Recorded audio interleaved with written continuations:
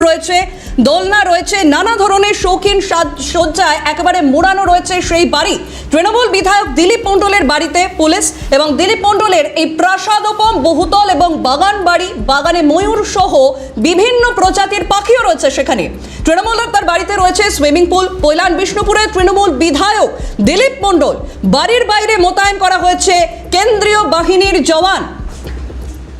তৃণমূল নেতার বাড়িতে রয়েছে সুইমিং পুল, আপনারা দেখছেন সেই ছবি।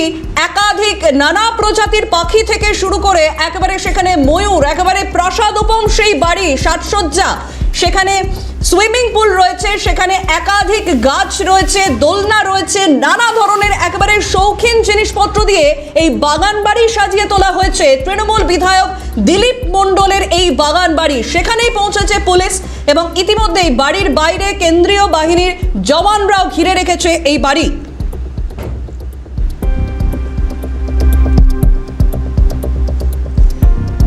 এবং এ নিয়ে স্থানীয় বিজেপি নেতা কি বলছেন শুনবো।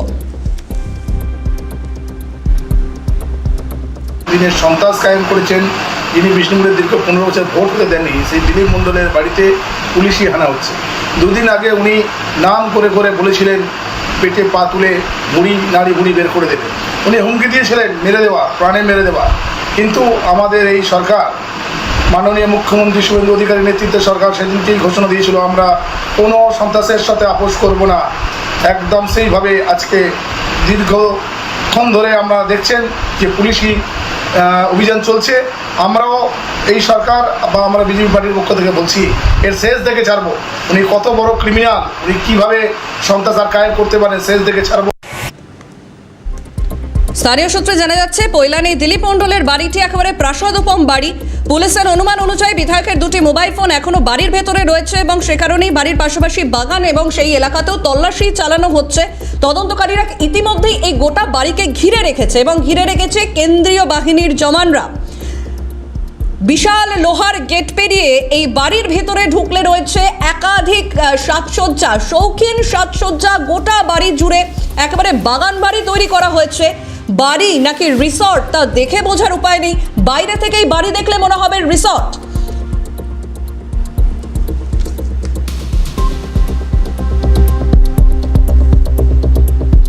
বড় লন, সুইমিং পুল, দোলনা, নানা ধরনের শৌখিন সাজসজ্জা, বুদ্ধ মূর্তি এবং ময়ূর, মানে একাধিক সুইমিং পুল দেখছেন আপনারা এই মুহূর্তে।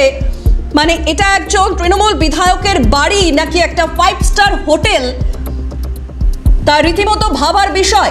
এই বাড়িকে বাইরে থেকে দেখলে যেন মনে হয় একটি রিসর্ট। এই বাগান বাড়ি কৈলানে আপনারা দেখতে পাচ্ছেন তৃণমূল বিধায়ক দিলীপ মণ্ডলের এই বাড়িতেই পুলিশ এবং ইতিমধ্যেই এই গোটা বাড়ি ঘিরে রাখা হয়েছে কেন্দ্রীয় বাহিনীর জওয়ান দিয়ে। ইতিমধ্যেই এই ঘটনাকে কেন্দ্র করে গোটা এলাকাতেই চাপানুতর শুরু হয়েছে এবং বিজেপির অভিযোগ যে নির্বাচনের ফল প্রকাশের পর থেকে এলাকায় সন্ত্রাসের পরিবেশ তৈরি করা হয়। এখনো পর্যন্ত তৃণমূলের তরফে যদিও সেরকম কোনো প্রতিক্রিয়া নেই, তবে বিজেপির প্রতিক্রিয়া যে এই সন্ত্রাসের পরিবেশ তৈরি করা হয় নির্বাচনের ফল প্রকাশের পর থেকেই। এবং তারপরেই এই বাড়িতে যখন পুলিশ হানা দেয় একেবারে তাজ্জব বনে যায় তারা বাড়ির সাজসজ্জা দেখে। একেবারে 5 স্টার হোটেলের মতো বাড়ি, সেখানে প্রাসাদোপম এই বাড়ি বানিয়েছেন তৃণমূল বিধায়ক দিলীপ মণ্ডল।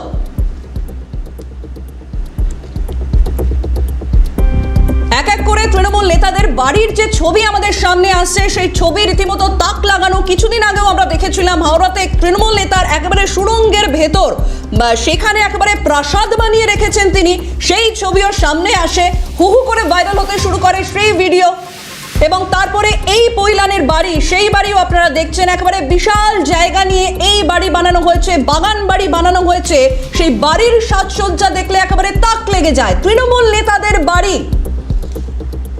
নিউজরুম থেকে আমার সহকর্মী দেবারতী রয়েছেন, দেবারতীর সঙ্গে একটু কথা বলি। দেবারতীর যে বাড়ি এই মুহূর্তে আমাদের স্ক্রিনে রয়েছে, সেই বাড়ি হচ্ছে তৃণমূল বিধায়ক দিলীপ মণ্ডলের বাড়ি। সেই বাড়ি আদতেও এক তৃণমূল বিধায়কের, মানে সাধারণ মানুষের বাড়ি নাকি কোনো 5 স্টার হোটেল, তা গুলিয়ে যাচ্ছে দেখে। আমরা চলো বরং এই উইকেন্ডে একটু এখান থেকে ঘুরে আসি। আমার মনে হয় সঞ্চারী যে প্রাসাদোপম বাড়ি তৈরি করে রেখেছেন দিলীপবাবু, তার জন্য তাকে হ্যাটস অফ। এখান থেকে কিছু টাকা দিতে পারতেন। এখান থেকে রাজ্য সরকার যখন বারবার কাঁদুনি গিয়েছে যে তারা বঞ্চনার শিকার হচ্ছে, কেন্দ্র নাকি টাকা দিচ্ছে না, তখন তো এখান থেকে কিছু অর্থ একটু সাহায্য করতে পারতেন সরকারকে। সাহায্য তো করতে পারতেন পার্থ চট্টোপাধ্যায়, সাহায্য তো করতে পারতেন এরকম আরও অনেক নাম না জানা নেতা আছে। আমরা কিছুদিন আগে হাওড়ার ছবি দেখিয়েছিলাম, তোমার মনে থাকবে, সেই সময় তো পাতাল প্রবেশ করে পুলিশ একেবারে চক্ষু চড়ক গাছ পুলিশের। দেখো, পুলিশের নাকের ডগায় বহু অপরাধ এই বাংলায় সংগঠিত হয়েছে, পুলিশের বিরুদ্ধে সরাসরি অভিযোগ উঠেছে, কিন্তু যে জায়গায় গিয়ে পুলিশ তাজ্জব বনে যায় সেই জায়গাগুলো কখনো হাওড়া, কখনো বা পৈলান। বিষ্ণুপুর বিধানসভার দিকে যদি একটু নজর রাখি, এই বিষ্ণুপুর বিধানসভা কেন্দ্রে এবারের নির্বাচনে জয়লাভ করেছেন দিলীপবাবু। এবার কথা হচ্ছে 1 লাখের বেশি ভোট পেয়েছেন এই ভদ্রলোক। জানি না তাকে ভদ্র বলা যায় কিনা, কিন্তু যে ভাইরাল ভিডিওটা সামনে এসেছে সেখানে তো উনি হুমকি দিচ্ছেন, সরাসরি হুমকি দিচ্ছেন। আবার কি হুমকি দিচ্ছেন? তার যাত্রাপথে হঠাৎ একটা বাড়ি উনি দেখতে পেয়েছেন, আর সেই বাড়িটা নাকি বেআইনি নির্মাণ হয়েছে। ওই ভদ্রলোক যার ওই রকম প্রাসাদোপম বাড়ি, যার বাড়ির মধ্যে ময়ূর আছে, যার বাড়ির মধ্যে ওই রকম একটা পুল রয়েছে এবং আরও না জানি কত কিছু রয়েছে, সেই বাড়ির মালিক বলছেন যে কেন এখানে বেআইনি নির্মাণ হয়েছে, ভেঙে দেওয়া হবে, গুড়িয়ে দেওয়া হবে। ভেঙে দেওয়া হবে দিলীপবাবু, গুড়িয়ে দেওয়া হবে। শুভেন্দু অধিকারী সেই দায়িত্ব নিয়েছেন, যেখানে যত বেআইনি নির্মাণ হয়েছে এই বাংলায় সেগুলোকে সব গুড়িয়ে দেওয়া হবে। আপনি শুধু দেখুন। কিন্তু মুশকিল হচ্ছে, আমরা বারবার আমাদের পিসিআর থেকে চেষ্টা করা হয়েছে, আমরা ডেস্ক থেকে চেষ্টা করছি, দিলীপবাবুকে তো ফোনে পাচ্ছি না। কোথায় গেলেন উনি? আপনার এত বড় বুকের পাটা, 1 লাখের বেশি ভোট পেয়েছেন, 38,000-এর বেশি ভোটে জিতেছেন, কোথায় আপনার বুকের পাটা? এতদিন তো পুলিশকে পকেটে নিয়ে ঘুরেছেন, এতদিন তো বিভিন্ন রকমের মাসেল পাওয়ার সেগুলোকে পকেটে নিয়ে ঘুরেছেন, আর আজকে যখন আপনার বাড়িতে আমরা একটু বেড়াতে যাবো ভাবছি, আপনি নেই। কে রান্না করবে মশাই? যাবো, খাবো কি? এত বড় বাড়ি করেছেন, ঘুরে দেখতে সময় লাগবে তো, কে ঘুরে দেখাবে? কি করে সম্ভব হয় যে সরকার ডিএতে টাকা দিতে পারে না, যে সরকার নিয়োগ করতে পারে না, যে সরকার বঞ্চনার ভুরি ভুরি অভিযোগ এর আগে করেছে, সেই সরকার বা সেই সরকারের একজন যদি এই সরকার গড়া হতো তাহলে তো এই বিধায়ক আরও একটা বাড়ি করে দিতেন। আজকে সঞ্চারী এখানে একটু বলতে হয়, মমতা বন্দ্যোপাধ্যায় হাইকোর্টে যাচ্ছেন কেন? সন্ত্রাস হচ্ছে। কারা করছে সন্ত্রাস? পুলিশ নাকি করছে, পুলিশের সামনে দাঁড়িয়ে নাকি সেই সন্ত্রাস হচ্ছে, পুলিশের সামনে দাঁড়িয়ে নাকি এইরকম কিছু ঘটনা ঘটছে, বুলডোজার চলছে বাংলায়। এই পুলিশের বিরুদ্ধে যখন আপনি পুলিশ মন্ত্রী ছিলেন তখন একাধিক অভিযোগ তো উঠেছিল, তখন মনে হয়নি আপনার? আজকে কি করে আপনার দলের বিধায়ক এইরকম বাড়ি করতে পারে? চোর স্লোগান আপনি শুনবেন না তো কে শুনবে? চোর স্লোগান শুনেছেন, ওখানে দাঁড়িয়ে আরও বেশ কিছু কুকথা শুনতে হয়েছে। আজকে সত্যি খারাপ লাগছে, কারণ আমরা বাংলার মানুষ, বাংলার বাসিন্দা। আপনি কথা বলেছেন বাংলার ঐতিহ্য, বাংলার কৃষ্টি নিয়ে, আর দেখুন আজকে এই বাংলার বুকে দাঁড়িয়ে আপনাকে চোর স্লোগান শুনতে হচ্ছে। আপনি এই রাজ্যের সদ্য প্রাক্তন মুখ্যমন্ত্রী, ওই চেয়ারটার অসম্মান হচ্ছে। বাংলার মাথা আবার ঝুঁকে গেছে। কাদের জন্য ঝুঁকছে? এই শামীম আহমেদের জন্য। কাদের জন্য ঝুঁকছে? এই দিলীপ মণ্ডলদের জন্য। কাদের জন্য ঝুঁকেছে? পার্থ চট্টোপাধ্যায়দের জন্য। মনে নেই 2022 সাল? এমন কিছু দূর নয়। আপনি আজকের দিনে দাঁড়িয়ে অ্যাসেসমেন্ট করতে বসছেন আপনার দলের।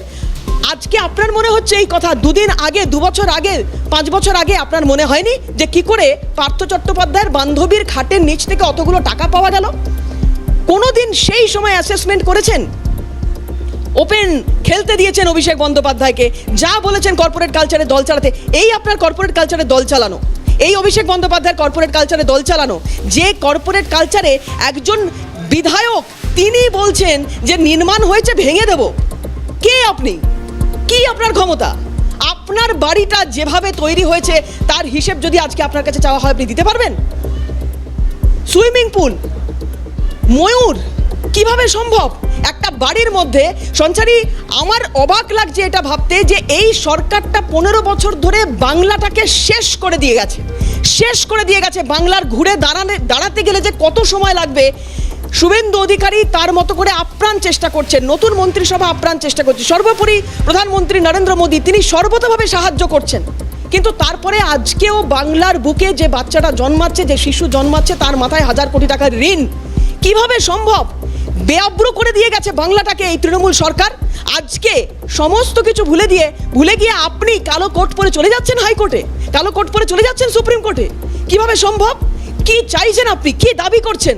আপনার মনে হচ্ছে না যে বাংলার এতগুলো পিছিয়ে পড়া মানুষ, বাংলার এতদিন ধরে এতদিনের বঞ্চনার শিকার মানুষ, আপনার প্রত্যেকটা সরকারি দপ্তর যেখানে দুর্নীতি হয়নি আপনি বুকে হাত দিয়ে বলতে পারবেন? আজকের দিনে দাঁড়িয়ে এই মানুষটা এইরকম একটা প্রাসাদোপম বাড়ি করেছে, আমার জানতে ইচ্ছে করছে মাননীয়, আপনি বেড়াতে গেছেন, দেখেছেন বাড়ি? অবশ্য আপনি অত দূর যাবেন কেন? শান্তিনিকেতনই তো রয়েছে। সেখানে কি নেই? কি নেই সেখানে? আমরা বলবো কি করে? যিনি মাথার উপর বসে রয়েছেন তার বাড়িতে যদি লিফট থাকে আমরা বলবো কি করে? আমরা তো সত্যি কথা বলতে পারি না। আজকে যদি আমি দিলীপ বাবুর সঙ্গে যোগাযোগ করতে পারি, আমি পিসিআরকে বলবো আবারও একবার ফোনে ট্রাই করো, আরেকবার ফোনে ট্রাই করো, যে দিলীপ বাবুকে আমি জিজ্ঞেস করবো যে দাদা আপনি কি অভিষেক বন্দ্যোপাধ্যায় থেকে অনুপ্রাণিত? ওনার বাড়ির ভেতরে লিফট আছে, আপনার বাড়ির ভেতরে কি সেটা আছে, নাকি আপনি সুইমিং পুলেই থেমে গেছেন?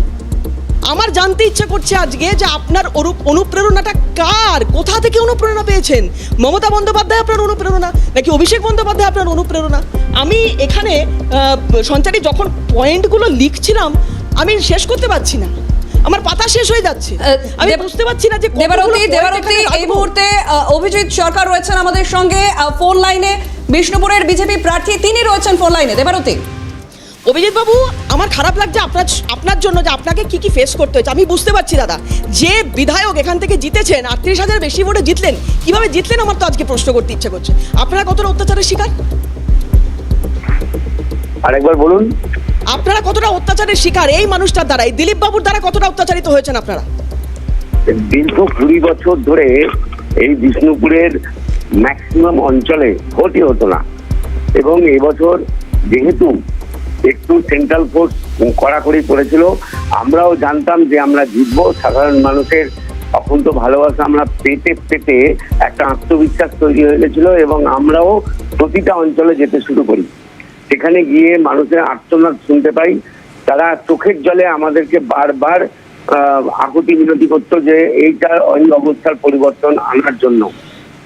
আর যখন আমরা ভোটের দিনে দেখলাম পানাকুয়া, আমগাছিয়া প্রভৃতি বিভিন্ন অঞ্চলে যারা দীর্ঘ 15-20 বছর ধরে ভোট দেওয়ার মতো পরিস্থিতি যাদের ছিল না, তারা এবছর ভোট দিতে চেষ্টা করেছিল, এবং যদিও তারা প্রায় 1 সপ্তাহ ধরে হুমকির মুখোমুখি হওয়া সত্ত্বেও তারা ভোট দিতে এসেছিল। কিন্তু আমরা দেখলাম ভোটের রেজাল্ট ওই সমস্ত অঞ্চলগুলোতে, ওই সমস্ত বুথগুলোতে একেবারে যেখানে আমি 2-3 ভোট পেয়েছি সেখানে উনি পেয়েছেন 800, 850, 900, যেটা অবান্তর, অবাস্তব। এই পর্যায়ে ওদের হুমকি ধমকি চলতো, কারো সাহস হতো না যে কারো ওনাকে পক্ষে অন্য কাউকে ভোট দেওয়ার মতো। দীর্ঘদিন ধরে এটা চলে এসছে, আর যার ফলে ভোটের রেজাল্টও যতই মানুষ চাক না কেন তাদের সাহস হয়নি ওনার এগেনস্টে ভোট দেওয়ার মতো। আর এই অত্যাচার দীর্ঘদিন ধরে চলে আসার ফলে মানুষের কাছে এটা একটা যেন স্বাভাবিক ব্যাপার হয়ে গেছে। তাই উনি যে ভাষায় গত কয়েকদিন ধরে সোশ্যাল মিডিয়াতে আমরা দেখেছি আক্রমণ করেছেন, তাতে ওনার মনের মধ্যে কোনো রকম রিপারকেশন হয়নি। উনি জানেন এটাই তো স্বাভাবিক, এটাই তো আমি করে এসেছি। অভিজিৎ বাবু, একটা প্রশ্ন করি আপনাকে, আপনি বলতে পারবেন দিলীপ বাবু এখন কোথায়? পালিয়ে গেছেন, খুঁজে পাচ্ছি না ওনাকে, অনেকবার ট্রাই করছি ফোনে। আমি নিশ্চিত দিলীপ বাবু এই বিষ্ণুপুরেরই কোনো একটা গোপন ঘাঁটিতে আছেন, কারণ এই বিষ্ণুপুরের বহু গোপন জায়গা আছে যেখানে ফলতার জাহাঙ্গীর থেকে শুরু করে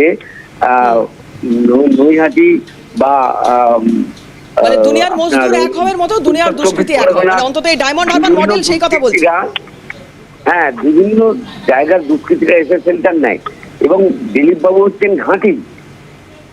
এও আমরা শুনেছি যে ওনার মুখে উনি বলছেন 5 কোটি টাকার ফান্ড করেছি। আমার দাবি ইমিডিয়েটলি ইডি সিবিআই লাগানো 5 কোটি টাকার ফান্ড উনি কিভাবে করতে পারেন? গরিব মানুষের লুট করা টাকা নিয়ে উনি যে প্রাসাদ প্রমাণ একটা সম্পত্তির বিল্ডিং বানিয়েছেন, তার উপযুক্ত তদন্ত। এই টাকার সোর্স কোথায়? ওনার চারিদিকে যে সমস্ত অবৈধ সম্পত্তি আছে সেগুলোর পুঙ্খানুপুঙ্খ বিচারক, যে এই সম্পত্তিগুলো কার নামে আছে, অ্যাকচুয়ালি এর মালিককে, এগুলো প্রত্যেকটা হিসাব হওয়া দরকার। এবং তাহলেই সব বেরিয়ে পড়বে গোটা দক্ষিণ 24 পরগনা জুড়ে যে অবৈধ সাম্রাজ্য, যেখানে ভাইপো থেকে শুরু করে প্রায় প্রত্যেকটি এই বীজ বৃক্ষের হাত আছে, তাদের সমস্ত নেটওয়ার্ক ধরা পড়বে, এবং দিলীপ বাবু তাদের মধ্যে একটা কেন্দ্র। এই আমার রিকোয়েস্ট আপনাদের মাধ্যমে, আপনারা ইমিডিয়েটলি তদন্তের জন্য দাবি করুন। আমরাও দাবি করছি, সাধারণ মানুষ, গরিব মানুষের ঠকিয়ে অর্থ সংগ্রহ করে এরা জমি লুট করেছে, জোর করে জমি দখল করেছে। সাগর বাবান গাজী এইরকম বহু বাহুবলীর মাধ্যম দিয়ে এরা সন্ত্রাস চালাতো দীর্ঘদিন, তারাও আজ বেপাত্তা হয়ে গেছে, উনিও আজ বেপাত্তা। আসলে তিনি এখানেই কোথাও লুকিয়ে আছেন ওনার গোপন ঘাঁটিতে। এই ডায়মন্ড হারবার লোকসভা কেন্দ্রের অন্তর্গত যতগুলো বিধানসভা আছে প্রত্যেকটা থেকে অভিষেক বন্দ্যোপাধ্যায়ের লিড এমন জায়গায় গিয়েছিল যে 7.5 লক্ষের বেশি ভোটে উনি জিতে গেলেন। এটা একটা অস্বাভাবিক ঘটনা, বাংলার মানুষ তো বটেই, গোটা দেশ জুড়ে এটা নিয়ে সমালোচনা হয়েছে।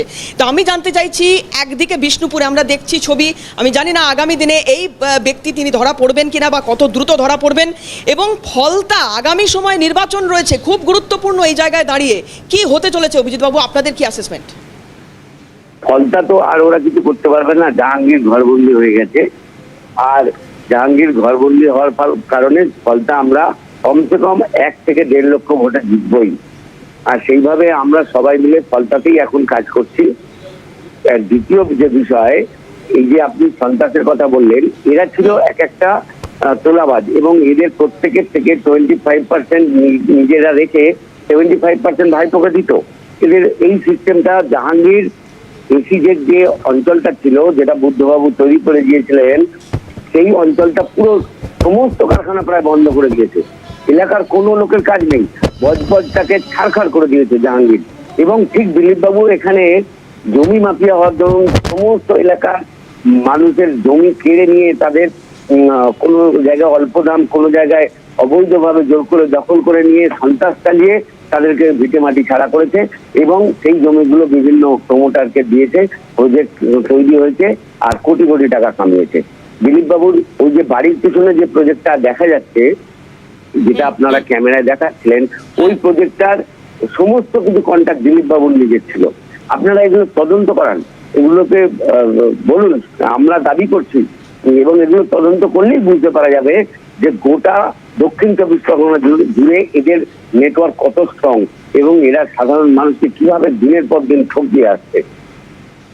একদমই অভিজিৎ বাবু, অনেক ধন্যবাদ আপনাকে, এবং আপনি এতক্ষণ আমাদের সাথে কথা বললেন। সাবধানে থাকবেন, কারণ আপনি যদিও বলছেন যে দুষ্কৃতীরা সব এক জায়গায় হয়েছে, গোপন ডেরা এই মুহূর্তে হয়তো সেই ডেরার সন্ধান আমরা কিছুদিনের মধ্যে পেয়ে যাব, কিন্তু মুশকিল হচ্ছে যে ডায়মন্ড হারবার মডেল, যে মডেলে গোটা বাংলায় ভোট করাতে চেয়েছিলেন অভিষেক বন্দ্যোপাধ্যায়, তাহলে বুঝতে পারছেন তো একেবারে কোচবিহার থেকে কাকদ্বীপ পর্যন্ত তৃণমূল কংগ্রেসের নেতাদের প্রাসাদোপম বাড়ি হওয়াটা, বা আমি জানি না যে তাদের মধ্যে কত মানুষের এরকম বাড়ি হয়ে আছে অলরেডি, সেটা শুধুমাত্র সময়ের অপেক্ষা। অনেক ধন্যবাদ অভিজিৎ বাবু আপনাকে।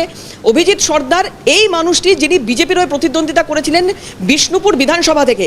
বিষ্ণুপুর বিধানসভা সাম্প্রতিক অতীতে আমরা দেখেছি তৃণমূল কংগ্রেসের গড় হয়েছিল, কিন্তু কিভাবে গড় হয়েছিল, ডায়মন্ড হারবার মডেল আদপে কি, যে কথা অমিত মালব্যা, ফলতার বিধানসভা নির্বাচন যেই সময় হলো না, বিশেষ ঘটনা কিছু ঘটলো, আমরা দেখলাম পরপর ঘটতে, দুষ্কৃতী তাণ্ডব চললো সেখানে, এবং সেই জায়গা থেকে আবারও নির্বাচন ফলতায় আগামী 21 তারিখ। এইখানে দাঁড়িয়েই বোঝা যাচ্ছে ডায়মন্ড হারবার মডেল আদতে কি। সঞ্চারী, একদমই তাই দেবারতী, আমি শুনছিলাম অভিজিৎ বাবুর একটি কথা অদ্ভুত, মানে ইন্টারেস্টিং লাগলো, সেটা হচ্ছে যে এই মুহূর্তে দিলীপ মণ্ডল তিনি মানে বলছেন যে কোথাও একটা গা ঢাকা দিয়েছে, কোনো একটি ডেরা রয়েছে যেখানে তারা গা ঢাকা দেয়। একটা বিষয় অদ্ভুত লাগলো, সেটা হচ্ছে যে এই ধরনের, দেবারতী এই মুহূর্তে আমাদের সঙ্গে ফোন লাইনে রয়েছেন দেবজিৎ সরকার, বিজেপির প্রধান মুখপাত্র দেবজিৎ সরকার রয়েছেন। দেবজিৎ দা, আমরা একটা ছবি দেখাচ্ছি, প্রাসাদোপম বাড়ি, বিষ্ণুপুর বিধানসভার তৃণমূলের বিধায়কের বাড়িতে ময়ূর আছে, বাড়িতে সুইমিং পুল আছে। আমার মনে হচ্ছে যে অভিষেক বন্দ্যোপাধ্যায়ের বাড়ির আদলে বোধহয় উনি বাড়িটা তৈরি করতে চাইছিলেন, অনুপ্রেরণা বোধহয় অভিষেক বন্দ্যোপাধ্যায়। দেবজিৎ দা, এভাবেই তো সাধারণ মানুষের রক্ত শুষে এইসব প্রাসাদ তৈরি হয়েছে প্রত্যেক জায়গাতে। গত 2 দিন আগে হাওড়াতে এরকম একটা মাটির তলার প্রাসাদ পাওয়া গেল, 2-3টে ফ্ল্যাট দেখাচ্ছি আমরা, ঠিক ঠিক। তারপরে আজকে বিষ্ণুপুর, এই সবই সামনে আসবে। সেসেস্কুর টয়লেট বানিয়েছিলেন সোনার দিয়ে, তো ঠিক সেরকম ভাবে এরকম খুদে সেসেস্কুরা বিভিন্ন জায়গায় জায়গায় এগুলো তৈরি করেছে। পশ্চিমবঙ্গের বিভিন্ন জায়গায় তৃণমূল আমলে যেসব অত্যাচার হয়েছে, পীড়িত মানুষ, নিপীড়িত মানুষ, তাদের ঘাম, রক্ত, মেধা, মহিলাদের সম্মান সবকিছু লুট করে এইসব প্রাসাদ তৈরি হয়েছে। এর উত্তর তৃণমূলকেই দিতে হবে। আজকে মুখ্যমন্ত্রী যে কথা আমাদের বলেছেন যে কোনোভাবে রেয়াত করা হবে না, তিনি যেই হন না কেন। প্রাক্তন মুখ্যমন্ত্রী মমতা বন্দ্যোপাধ্যায় আজকে বহু জায়গাতে বলে বেড়াচ্ছেন যে পোস্টপোন ভায়োলেন্সের জন্য তিনি নাকি কোর্টে যাচ্ছেন, কোর্টে তিনি গেছেন, কিন্তু তিনি যখন মুখ্যমন্ত্রী ছিলেন তখন এগুলো চোখে পড়েনি। কত হতভাগিনীর কান্না, কত হতভাগ্যের অশ্রু, রক্ত এই প্রাসাদগুলো তৈরিতে কাজে লেগেছে, আপনারা ভাবতে পারেন? এর উত্তর দিতেই হবে, এই অভিশাপের সামনে তৃণমূলকে দাঁড়াতেই হবে। একদমই দেবজিৎ দা, অনেক ধন্যবাদ আপনাকে। আমি সঞ্চারী আবারও যে কথা বলার চেষ্টা করছিলাম, দেবজিৎ দা যে কথা বলছেন ডায়মন্ড হারবার মডেল, বারবার বলছি এই ডায়মন্ড হারবার মডেলের মধ্যে আর কি কি দেখতে হবে। সন্ত্রাস, লাগাম ছাড়া সন্ত্রাস, ব্যাপক অভিযোগ উঠেছে সেই সময়। 7খানা বিধানসভা ডায়মন্ড হারবারের অন্তর্গত, সেই 7টা বিধানসভাতেই মারাত্মক সন্ত্রাসের অভিযোগ উঠেছে, রিগিং হয়েছে, ছাপ্পা হয়েছে। কিভাবে ভোট হয়েছে আমরা সেটা দেখেছি। বিগত দিনে পঞ্চায়েত নির্বাচন হোক, কিছু ক্ষেত্রে পুরো নির্বাচনে এই এলাকাগুলোর মধ্যে যে কয়েকটা পুরসভা রয়েছে সেই পুরসভা নির্বাচনে হোক, বিধানসভা নির্বাচন বা লোকসভা নির্বাচন। লোকসভা নির্বাচনের কথা তো আলাদাভাবে বলতে গেলে আরও একটা আখ্যান তৈরি হয়ে যাবে এখানে, কারণ সেখানে মাননীয় সাংসদ অভিষেক বন্দ্যোপাধ্যায়। তবে এইটা তুমি যেটা বলছিলে সঞ্চারী, এটা সত্যি খুব ইন্টারেস্টিং একটা বিষয়। সমস্ত মজদুর এক হও, তেমনই সমস্ত দুষ্কৃতীরা এক হও, এমন কোনো জায়গা রয়েছে এখানে যেখানে ওই জাহাঙ্গীর খান তিনিও গেছেন, আর হয়তো এখানে দিলীপ বাবু তিনিও গেছেন। একদমই দেবারতী, ঠিক ওই কথাটাই আমি বলতে গেলাম তখন, যে এই ধরনের বেআইনি কার্যকলাপ যে যে জায়গায় হয়েছে বা যারা যারা যুক্ত, ঠিক তাদের সাথে সাথে একটা করে সেফ পয়েন্ট করে রাখা হয়েছে, যাতে কোনো রকম সমস্যা হলে সেই সমস্ত বেআইনি কার্যকলাপে যুক্ত লোকেরা একেবারে মানে সেফ একটা শেল্টারে চলে যেতে পারে। সেই ধরনের জায়গাও কিন্তু করে দিয়েছে তৃণমূল। একদমই তাই, এটা যুগের পর যুগ ধরে চলে আসছে। যে কোনো ক্ষেত্রে আমরা দেখেছি, এটা যদি আমরা বহু মানে আমি বলছি ডিকেড ফিরে যাই, তাহলেও সেখানে দেখব দুষ্কৃতিমূলক কাজকর্ম হবে এবং সেখান থেকে বেরিয়ে যাওয়ার বা একটা সুন্দর আশ্রয়স্থল সেটাও নির্মাণ করে রাখা হবে। কিন্তু তৃণমূল সরকার যেটা করেছে, প্রতিদিন এই 15 বছরে প্রতিদিন যেভাবে সাধারণ মানুষের উপর অত্যাচার করেছে, তারা ভেবেছে তাদের পায়ের তলার মাটিটা একেবারে শক্ত। কিন্তু মুশকিল হচ্ছে যে ওই কবে যে একজন উদয়ন পণ্ডিত সামনে আসবেন এবং হীরক রাজাকে বলবেন যে দড়ি ধরে মারো টান, এবং সেখানে রাজাকে পৌঁছে যেতে হবে। রাজা গিয়ে দড়ি টানবেন, তিনি বলবেন যে হ্যাঁ সত্যি আমার অহংকার, আমার দম্ভের পতন প্রয়োজন, তিনি গিয়ে দড়িতে হাত লাগাবেন। কিন্তু যে রাজাকে বা যে রানীকে বাংলার বুকে আমরা দেখেছি, আজকে যাকে দেখলাম কালো কোট পরে হাইকোর্টে চলে যাচ্ছেন, সেই পুলিশ মন্ত্রী, প্রাক্তন সেই পুলিশ মন্ত্রী যার বিরুদ্ধে একাধিক অভিযোগ ছিল, সেই পুলিশ আজকে তার বিরুদ্ধে ইনি অভিযোগ করছে। একেবারে দেবারতী, আমাদের এই সময় একেবারেই সময়টা শেষের দিকে, এদিকে নজর তো আমাদের অবশ্যই থাকবে যে একেবারে পাতালপুরেও প্রসাদ বেরোচ্ছে, জানি না আকাশ থেকেও কি নেমে আসে, নজর থাকবে দেবারতী। কিন্তু আপাতত তোমাকে ধন্যবাদ, নিউজরুম থেকে আমার সহকর্মী দেবারতী ছিলেন। এই মুহূর্তে খবর এখানেই শেষ করছি, ছোট্ট একটা বিরতি নেব, তারপরেই ফিরছি আরো কিছু বিস্তারিত খবর নিয়ে। সঙ্গে থাকুন।